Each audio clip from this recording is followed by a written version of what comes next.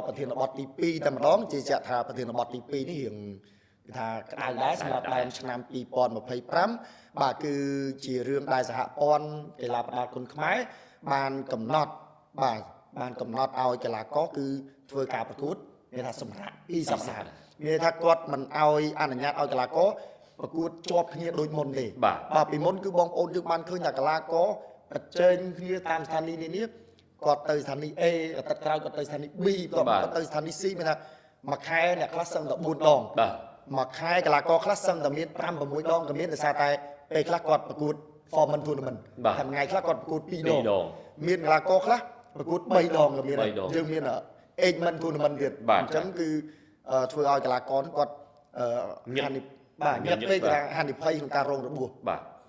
តាមពិតរឿងរ៉ាវទាំងអស់នេះបើក្នុងស្រុកយើងគិតថាវាមិនមែនជារឿងដែលថ្មីទេវាយជាប់ទឹកនេះបាទពួកវាមានតាំងពីជំនាន់ណាជំនាន់ណីហើយមានបើយើងនិយាយពីជំនាន់វាយតាមវត្តខ្លះវាយថ្ងៃហ្នឹងសម្រាប់តែមួយល្ងាចទេស្អែកវាយទៀតបាទវាលឹះវាម៉ារ៉ាតុនទៀតណាបាទហើយអ្នកខ្លះហ្នឹងវាយថ្ងៃហ្នឹងស្អែកសម្រាប់ខាងស្អែកវាយទៀតក៏វាមានយូរហើយប៉ុន្តែច្បាប់ហ្នឹងក៏បានចែងយូរដែរឥឡូវយើងបាញ់និយាយតាមវត្តទេធម្មតាពីមុនយើងវាយដើម្បីកម្រៃយើងហៅថាវាយលេងលុយលេងអីចឹងណាតាមអីជាដែននេះតាំងពីជំនាន់អ៊ីក្លៀកង់ឈឺប៉ុន្តែឥឡូវយើងនិយាយពីបច្ចុប្បន្ននេះសម័យទំនើបកីឡាករមានច្រើនបងប្អូនយើងគាត់មិនក៏កំណាញ់ក្នុងការឡើងប្រកួតទេគាត់ចង់មើលដូចគ្នាប៉ុន្តែចង់ឲ្យកីឡាករ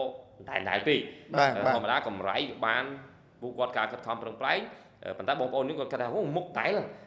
អ្នកនេះមិនវាយអាទិត្យនោះវាយនៅស្ថានីយកឯងមិនឥឡូវមកវាយស្ថានីយ៍ខទៀតចង់កីឡាករផ្សេងៗឲ្យបានប្រកួតគាត់ចង់សង្កត់ធ្ងន់ទៅលើកីឡាករដែលបានប្រកួតទេគាត់មិនមែនថាចង់ដាក់បន្ទុកថាហេតុអីក៏យកកីឡាករនឹងមកប្រកួតដែរទេបាទហើយកីឡាករមួយចំនួនគាត់ថាប្រកួតជាប់សប្តាហ៍ដោយសារតែតម្លៃខ្លួនរបស់គាត់នៅមានកម្រិតប៉ុន្តែកីឡាករមួយចំនួនតម្លៃខ្លួនរបស់គាត់ឥឡូវច្រើនហើយដែលយើងអាចនិយាយថាកីឡាករខ្ទង់ពាន់ក៏នៅគុណខ្មែរយើងឥឡូវក៏មានច្រើនដែរប៉ុន្តែនៅពេលដែលតម្លៃខ្លួនមួយចំនួនតូចណាតម្លៃខ្លួនគាត់កាន់តែច្រើនមានថាគាត់ឃើញលុយច្រើននៅមុខអញ្ចឹងគាត់ស្ដាយវិញគាត់ស្ដាយថាបើខ្ញុំប្រកួតខ្ញុំឧទាហរណ៍ណាថា2000ចុះបើសប្តាហ៍ខ្ញុំប្រកួតទៀតមិន2000ទៀត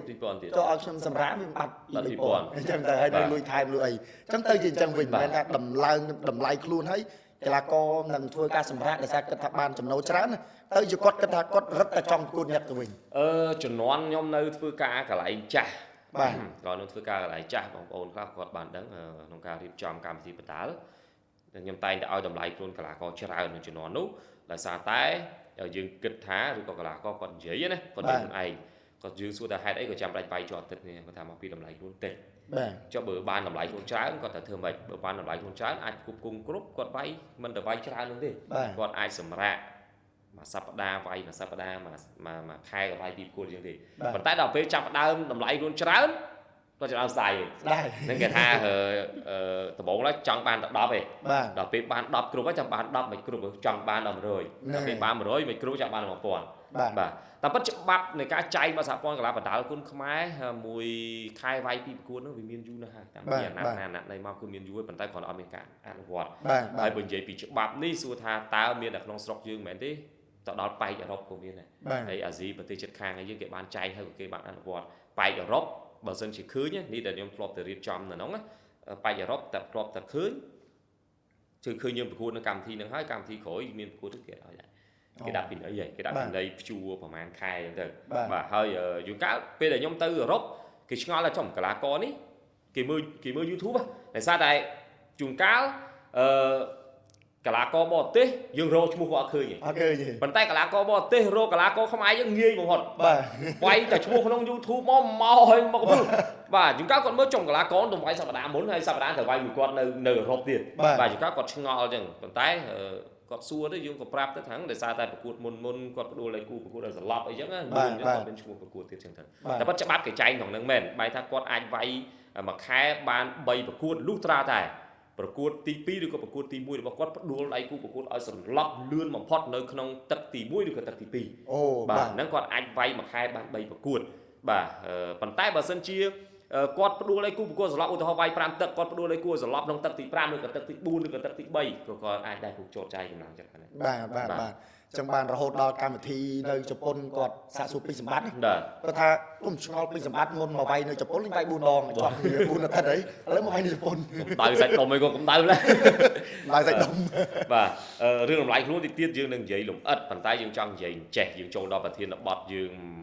វិញហើយលម្អិតពីប្រធានបទថាតើមួយខែវាយពីប្រកួតវាមានហានិភ័យសម្រាប់ស្ថានីយ៍អត់បាទសម្រាប់ច្បាប់ថ្មីនេះចែកមកយើងគិតថាគុណសម្បត្តិមានច្រើនហើយបាទយើងផ្ដល់ឲ្យកីឡាករគាត់បានសម្រាប់បានច្រើនហើយ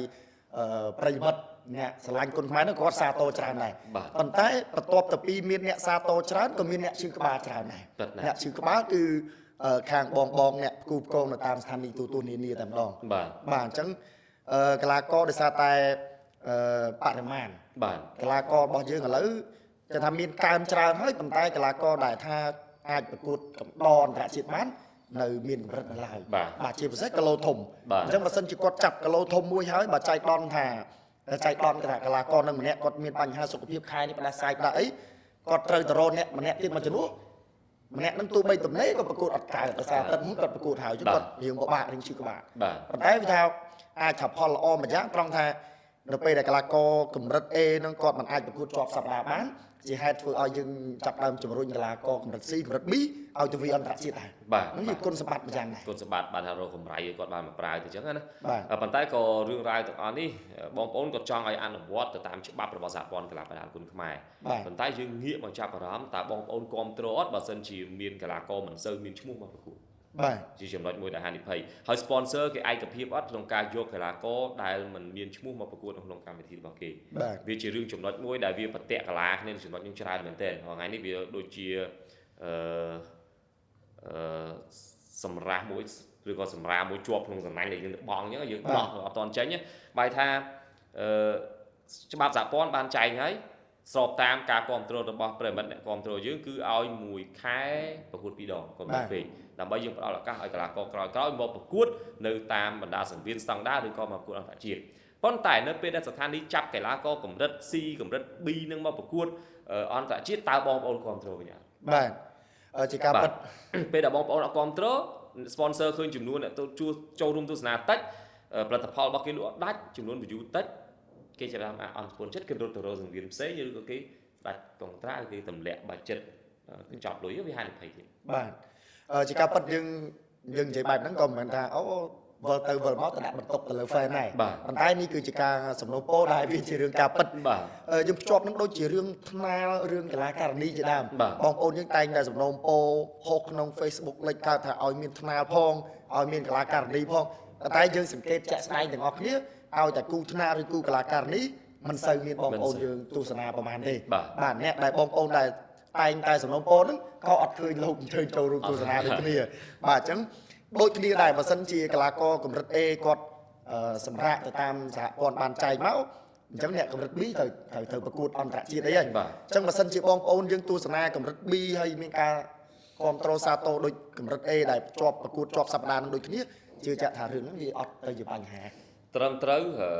តែប៉ុតដូចយើងមិនដាក់បន្ទុកទៅអ្នកគ្រប់គ្រងទេពួកអ្នកគ្រប់គ្រង10អញនិយាយថាមាន7ហើយដែលគាត់គ្រប់គ្រងនៅអ្វីដែលធ្វើតែមាន3ទៀតក៏គាត់គិតថាមិនអមើលចឹងទៅស្ថានីយ៍សង្វៀនឥឡូវមានច្រើនទៅចូល20ជាងហើយថ្ងៃតែមួយម៉ោងតែមួយទៀតឧទាហរណ៍ថាសង្វៀនកគាត់ផ្ដល់ឱកាសឲ្យកីឡាករឈុតថ្មីមកប្រកួតតែសង្វៀនខគាត់មានកីឡាករលំដាប់ប្រកួតម៉ោងដូចគ្នាតើបងប្អូនបែងចែកទៅមើលអ្នកណាប្រកាសណាស់ថាបងប្អូននឹងទៅមើលសង្វៀនខដែលមានកីឡាករលំដាប់ប្រកួតអញ្ចឹងដល់ពេល sponsor ដែលគេឧបត្ថម្ភសង្វៀនកនេះគេក៏លេខឃើញការគ្រប់គ្រងសង្វៀនខច្រើនគេប្រកាសជាងាករាយមករកស្ថានីយ៍ដែលមានអ្នកគ្រប់គ្រងច្រើនហើយដែលមានការគូផ្គងនឹងលំដាប់ហើយនឹងល្អហើយអញ្ចឹងគេដកមកអញ្ចឹងសង្វៀនកដែលគេផ្ដល់ឱកាសឲ្យក្មេងៗនេះវាទៅជាអត់មានអីដែលផ្ដល់ឱកាសទៀតណាអញនិយាយថាបិទហ្នឹងបិទហ្មងបិទចឹងហើយបាទប៉ុន្តែក៏ជាការល្អមួយដែលបានផ្ដល់ឱកាសឲ្យកីឡាករថ្មីកីឡាករនីឬក៏កីឡាករជំនាន់ក្រោយឬក៏ថ្នាលបានប្រកួតស្របពេលដែលគេផ្ដល់ឱកាសក៏សូមឲ្យកីឡាករទាំងអស់ខិតខំប្រឹងប្រែងដែរមិនមែនថាគាត់គិតថាវាយតែប្រកួតនឹងស្ងាត់ទៀតនឹងខ្ជិលឡាចាញ់ក៏ប៉ុណ្្នឹងឈ្នះក៏ប៉ុណ្្នឹងណាតែគាត់ខិតខំប្រឹងប្រែងគេចាប់ដើមស្គាល់ហើយធម្មតាទេឥឡូវនេះ អ្នកផលិតមាតិកាគុណខ្មែរយើងច្រើនគាត់តែផ្ដិតចូលរូបភាពតាមសង្វៀនហ្នឹងទៅអញ្ចឹងគាត់ផ្ដិតចូលហើយគាត់ចាប់ដើមផុសអ្នកមើលបាន5 600K អីគេចាប់ដើមស្គាល់អ្នកហ្នឹងហើយអញ្ចឹងតាមស្ថានីយ៍ចាប់ដើមបញ្ជ្រាបដល់ឥឡូវបុរិនចាប់ដើមមានស្ងាត់ទៅដល់ពេលចាប់ដើមផ្ទុះចាំមកបញ្ជែងគ្នាយកបុរិនតែទៅអញ្ចឹង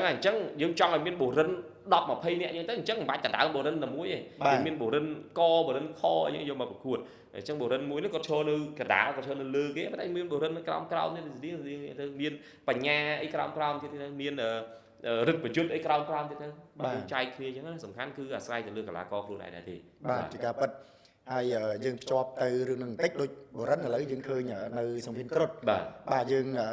ឃើញថាលោកមូនីបានផ្ដល់ឱកាសឲ្យកីឡាកររឹតប្រយុទ្ធដែលជាកីឡាករហើយការលំដាប់ថ្នាលដែរចុះសម្រាប់លំដាប់3ក្មេងនេះប្រកួតអន្តរជាតិដែរបាទអញ្ចឹងបងប្អូនយើងចូលរួមទស្សនាឬក៏នៅក្នុង Facebook ខមមិនពីល្អចូលរួមចែករំលែកចុច share ចុចអីច្រើនគាត់ថាក្រៅពីរឹតប្រយុទ្ធនឹងមានអ្នកផ្សេងអីឈួនលីប៊ីមានធនដំបាទផ្សេងបន្តទៀតបាទអញ្ចឹងតើតាគឺអាស្រ័យទៅលើបងប្អូនគ្រប់គ្រងធម្មតាទេ sponsor គេឧបត្ថម្ភគេមិនចាយលុយដើម្បីគ្រាន់តែបានផ្សាយ brand មកគេទេគេចាយលុយដើម្បីផ្សាយ brand មកគេហើយគេចង់បានចំនួនអ្នកគ្រប់គ្រងឬក៏អ្នកទិញផលិតផលអ្នកស្គាល់ផលិតផលគេច្រើនទៀតបាទយើងត្រឡប់ទៅរឿងតាក់ទងជាមួយនឹងសហព័ន្ធដែលបាន